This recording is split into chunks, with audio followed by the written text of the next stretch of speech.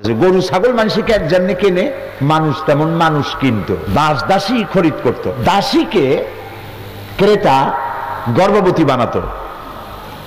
এরপরে যখন তার বাচ্চা পেটে বড় হতো, সেই সময় বন্ধু বান্ধবদের দাওয়াত দিত, ঘরের সামনে দাওয়াত দিয়ে বসাইয়া মদ পান করত। আর আরেকজন দাসকে বলতো দাসীটাকে নিয়ে আসো, দাসীটাকে আনতো। দাসকে বলতো এই দাসীর বিবস্ত্র করো, বিবস্ত্র করা হতো।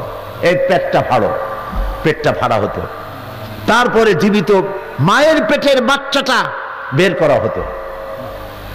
মা ছটফট করে মরছে আর বাচ্চাটা ছটফট করে মারা যাচ্ছে। এই দৃশ্য দেখে বন্ধু বান্ধব মদ খাইতো আর পৈশাচিক অট্ট হাসিতে ফেটে পড়তো। এর থেকে মরা জাতি আর কারে বলে? কন্যা সন্তান হতো, আছাড় মেরে মেরে